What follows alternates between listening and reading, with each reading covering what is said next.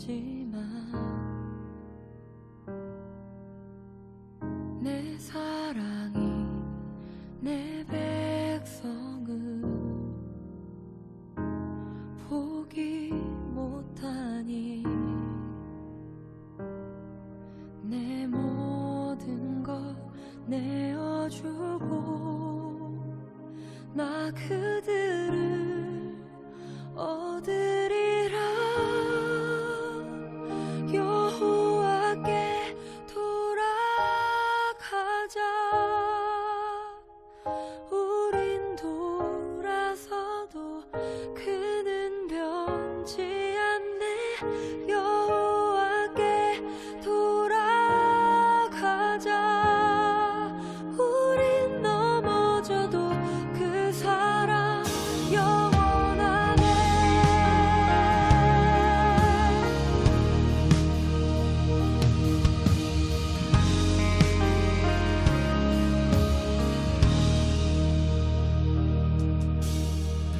내 백성이 나를 떠나 돌아섰지만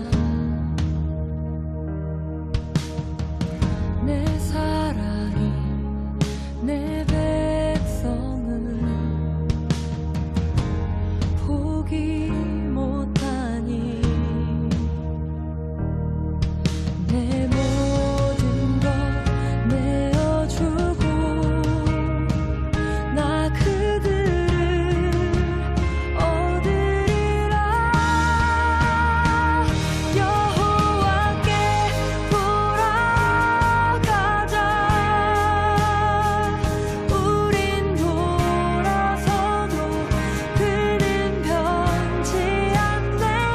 여호와께 돌아가자. 우린 넘어져도 그 사랑 영원하네. 사랑을 오래 참고 자신을 내어주네. 서로 사랑할 때 세상은 주보네. 사랑은 절대 지지 않네. 사랑을 오래 참고 자신을 내어주네. 서로 사랑할 때 세상은 주보네. 사랑은 절대 지지 않네. 여호와께 돌아가자. 우린 돌아서도 그는 변치 않네. 여호와께 돌아가자.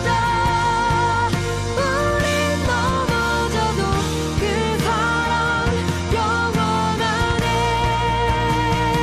여호와께 돌아가자.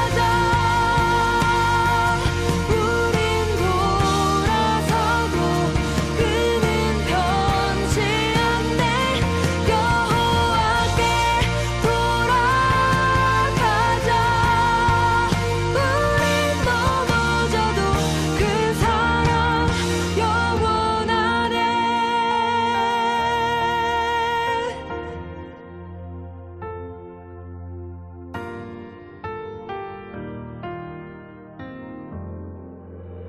오늘 우리에게 주신 말씀은 마태복음 7장 16절에서 27절까지의 말씀이에요. 화면을 보면서 다 같이 봉독하도록 할게요.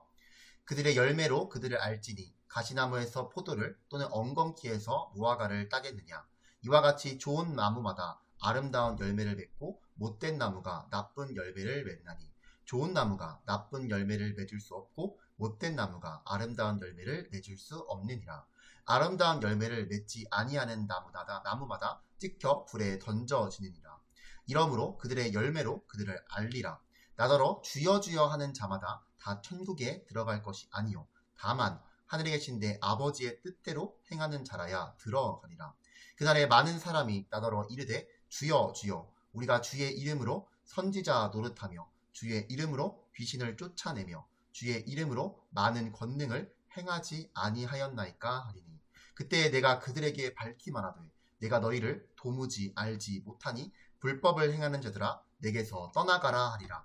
그러므로 누구든지 나의 이 말을 듣고 행하는 자는 그 집을 반석 위에 지은 지혜로운 사람 같으리니 비가 내리고 창수가 나고 바람이 불어 그 집에 부딪히되 무너지지 아니하나니 이는 주추를 반석 위에 놓은 까닭이요 나의 이 말을 듣고 행하지 아니하는 자는 그 집을 모래 위에 지은 어리석은 사람 같으리니 비가 내리고 창수가 나고 바람이 불어 그 집에 부딪히매 무너져 그 무너짐이 심하니라. 아멘. 친구들, 1953년 6.25 전쟁이 끝나가던 무렵이었어요. 미국의 한 마을 회관에 영화를 상영한다는 광고가 붙었어요. 그래서 그 마을 사람들은 기대하는 마음으로 영화를 관람하기 위해 마을 회관에 모였어요. 그런데 마을 사람들과의 기대와는 달리 그 영화의 내용은 6.25 전쟁이 낳은 고아들을 보살펴줄 사람들이 필요하다는 그러한 내용이었어요. 영화가 끝나자 한 부부는 그 영화에 관한 이야기를 나누며 집으로 돌아오게 되었어요. 이 부부는 도움을 주고는 싶었지만 형편이 넉넉하지 못하여 실제로 도와주기에는 어려움이 있었어요. 하지만 영화를 잊으려 해도 결코 잊혀지지 않자 결국 부부는 자신들의 그 내면의 소리에 정직하기로 하고 땅을 팔아 직접 한국을 방문하게 되었어요. 부부가 한국에 와보니 6.25 전쟁 직후의 한국은 정말 형편없었어요. 영화에서 보았던 대로 전쟁 고아들은 헤아릴 수도 없이 많이 있었던 거예요. 결국 부부는 혼혈 고아 8명을 데리고 미국으로 돌아가게 되었고 이 사실이 신문에 나오게 되자 여러 단체들에서 이 부부를 돕겠다는 일이 벌어지게 되었어요. 이 부부는 전쟁 고아를 돕는 기관을 만들게 되었는데 그렇게 설립된 기관이 바로 홀트 아동복지재단인 거예요. 즉 홀트 부부는 선한 씨앗을 심은 것 뿐인데 홀트 아동복지재단이라는 좋은 열매로 성장하게 되었던 거예요. 친구들, 오늘 본문 말씀은 마태복음 5장에서부터 시작된 산상수훈의 결론에 해당해요. 즉 예수님께서는 산상수훈의 결론에서 하나님 나라의 백성들이 어떻게 살아야 하는지에 대한 구체적인 삶을 나열해 주셨는데 우리가 하나님 나라의 백성이라면 자신의 삶에 책임을 지고 또 주님께서 요구하시는 대로 살아야 한다는 것이었어요. 그리고 이를 위해 예수님께서는 좋은 나무와 나쁜 나무, 또 진정한 제자와 거짓 제자, 또 지혜로운 건축자와 어리석은 건축자를 비교하며 쉽게 말씀해 주셨던 거예요. 이제 예수님께서 들려주신 그 이야기를 통해 하나님 나라의 백성인 우리들은 도대체 어떻게 살아야 하는 것인지에 대해 3가지로 나누어 함께 살펴보도록 할게요. 먼저 첫째로 예수님께서는 좋은 나무와 나쁜 나무로 말씀하셨는데 오늘 본문 16절에서 18절까지의 말씀을 읽어보도록 할게요. 그들의 열매로 그들을 알지니 가시나무에서 포도를 또는 엉겅퀴에서 무화과를 따겠느냐. 이와 같이 좋은 나무마다 아름다운 열매를 맺고 못된 나무가 나쁜 열매를 맺나니 좋은 나무가 나쁜 열매를 맺을 수 없고 못된 나무가 아름다운 열매를 맺을 수 없느니라. 친구들, 우리는 어떤 나무의 열매를 보면 그 열매를 맺는 나무에 대해 자연스럽게 알 수 있어요. 즉 하나님의 자녀는 하나님의 뜻에 모든 의미를 두기 때문에 좋은 열매를 맺을 수 있지만 하나님의 자녀가 아닌 사람들은 욕망이 담긴 자신들의 목적을 이루기 위해 이 세상을 살아가므로 좋은 열매를 맺을 수 없는 거예요. 다시 말해서 자연스럽게 삶의 열매로 나타나게 된다는 거예요. 친구들, 우리의 삶은 어떠한가요? 우리는 어떠한 열매를 맺고 있나요? 우리는 죄를 사랑하며 죄를 달콤하게 여길 때가 많이 있어요. 즉 하나님이 아닌 다른 사람들에게 인정받고자 또 칭찬을 듣고자 살아갈 때가 많이 있다는 거예요. 그러므로 안타깝게도 우리는 우리의 삶에서 좋은 열매를 맺지 못할 때도 많이 있는 거예요. 그러나 걱정하지 마세요. 왜냐하면 우리의 하나님께서는 죄인들의 마음을 변화시키시는 분이시기 때문이에요. 즉 하나님께서는 언제나 우리의 삶 전체를 바꾸시는 분이라는 거예요. 다만 우리가 여기서 꼭 기억해야 할 사실은 좋은 열매란 인간의 노력에 의해 맺히는 것이 아니라 우리가 주님께 온전히 붙어 있을 때에 하나님께서 맺히게 하신다라는 거예요. 그러므로 친구들, 하나님의 나라의 백성이란 예수님을 믿음으로 하나님께 붙어 있는 자들을 말하는 거예요.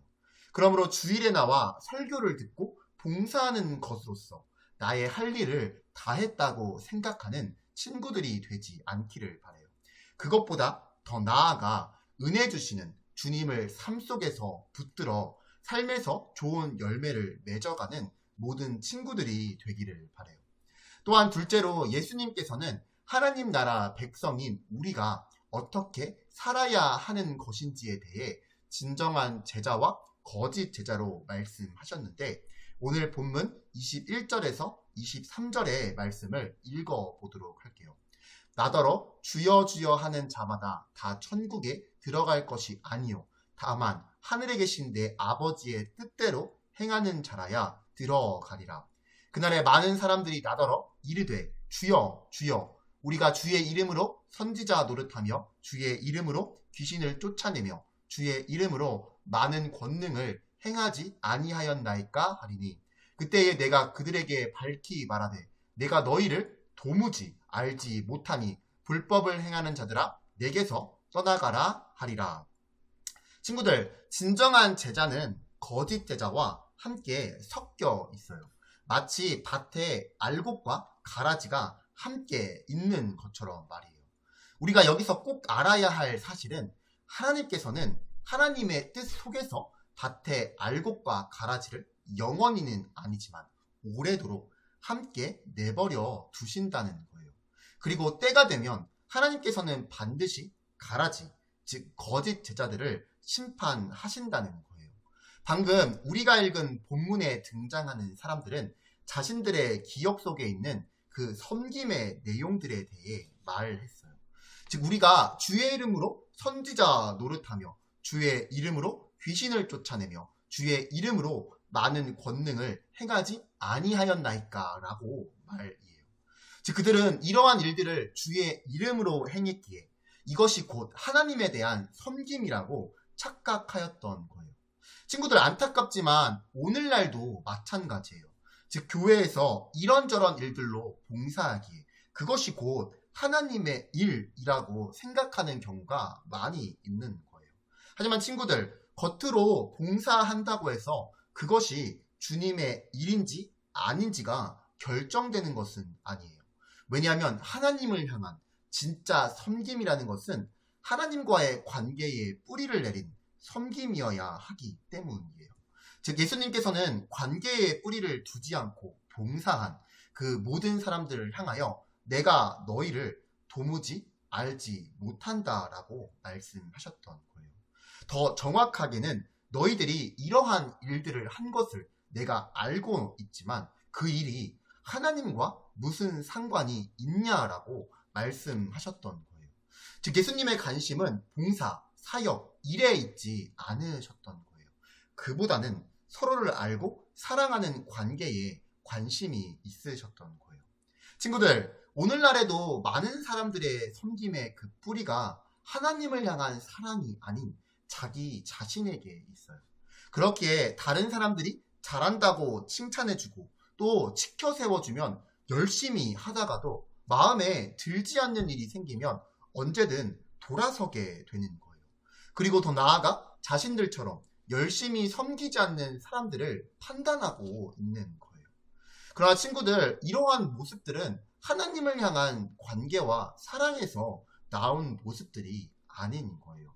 만약 그 열심이 하나님을 향한 사랑에서 나온 참된 열심이라면 우리는 수고하면 수고할수록 나는 아무것도 아닙니다 라는 고백이 반드시 나오게 될 거예요. 그리고 더 나아가 함께하지 못하는 사람들의 연약함에 슬퍼하고 이들을 돕고 싶은 마음, 선한 마음이 일어나게 될 거예요. 왜냐하면 십자가의 보혈로 나의 죄를 씻으신 그 하나님의 사랑에 감격해서 행하는 그 섬김이야말로 진정한 제자에게서 나오는 모습이기 때문이에요. 그러면 친구들, 우리 모두 하나님의 사랑에 감격하여 그 섬김으로 나아가는 진정한 제자가 되기를 소망해요. 그리하여 하나님 나라의 백성의 열매를 맺는 우리가 되기를 소망해요. 마지막 셋째로 예수님께서는 하나님 나라 백성인 우리가 어떻게 살아야 하는 것인지에 대하여 지혜로운 건축자와 어리석은 건축자로 말씀하셨는데, 오늘 본문 24절에서 27절까지의 말씀을 읽어보도록 할게요. 그러므로 누구든지 나의 이 말을 듣고 행하는 자는 그 집을 반석 위에 지은 지혜로운 사람 같으리. 비가 내리고 창수가 나고 바람이 불어 그 집에 부딪히되 무너지지 아니하나니 이는 주추를 반석 위에 놓은 까닭이요. 나의 이 말을 듣고 행하지 아니하는 자는 그 집을 모래 위에 지은 어리석은 사람 같으리니 비가 내리고 창수가 나고 바람이 불어 그 집에 부딪힘에 무너져 그 무너짐이 심하니라. 친구들, 이스라엘 강을 흔히 와디라고 부르는데 이 와디는 물이 지나간 흔적만이 남은 계곡의 모습을 띠기에 건기 때에는 메마른 사막의 일부처럼 평평한 땅으로 보인다라고 해요. 그러나 반면에 우기가 되면 평평한 땅에서 다시 계곡으로 바뀌어 홍수가 나고 심지어 강둑이 범람한다고 해요. 아무튼 와디는 이와 같은데 과거에 어떤 이스라엘 사람들은 이 우기를 전혀 생각하지 않고 쉽고 빠르게 집을 짓기 위하여 와디에 주추를 놓았다고 해요. 왜냐하면 바위산이나 석회암이 있는 곳보다 빨리 집을 지을 수 있기 때문이었어요. 하지만 우기가 되어 비가 내리고 창수가 나고 바람이 불면 어떻게 될까요? 당연히 집이 무너져 버리게 되는 거예요. 그렇기에 지혜로운 사람은 어렵더라도 반석 위에 주추를 놓고 집을 짓는 사람인 거예요. 그러므로 친구들, 우리도 예수님의 가르침을 따라 지혜로운 사람이 되어야 해요. 즉 하나님의 나라의 백성으로서 아무리 힘들더라도 멀리 바라보면서 굳건한 믿음의 주추를 놓는 작업을 해야 한다는 거예요. 다시 말해서 믿음의 기초를 튼튼히 해야 한다는 거예요. 즉 말씀을 듣고 기도하며 순종함으로 믿음의 주추를 깊이 놓아야 하는 거예요. 그리고 남들이 다 가는 길이라 할지라도 그 길이 진리의 길이 아니라면 우리는 돌아서야만 하는 거예요. 친구들, 우리는 설교 초반에 홀트 아동복지재단에 대한 이야기를 나누었어요. 기억하고 있죠? 그 홀트 아동복지재단의 정신이 바로 사랑을 행동으로 라고 해요. 즉 사랑은 명사가 아니라 동사라는 것이죠. 이와 마찬가지로 하나님 나라의 백성의 정체성은 행동은 즉 반드시 삶의 열매로 드러나게 되어 있어요. 그러므로 우리 삶의 열매를 돌아볼 수 있었으면 좋겠어요. 혹시 우리도 말만 하고 있지는 않은지, 또 사랑 없는 그저 겉으로만 봉사를 하고 있진 않은지 돌아볼 수 있었으면 좋겠어요. 그리고 만약 우리의 모습도 그러하다면 오늘 우리에게 주신 3가지 예수님의 말씀을 마음 깊이 새겨 새로운 한 주 예수님의 관계에 기초한, 예수님의 사랑에 기초한 하나님 나라 백성의 좋은 열매를 맺는 레갑의 모든 친구들이 되기를 간절히 소망합니다. 우리 이 시간 오늘 주신 말씀을 가지고 함께 기도하기를 원하는데요. 화면에 보이는 4가지 기도 제목을 가지고 함께 통성으로 기도하겠습니다.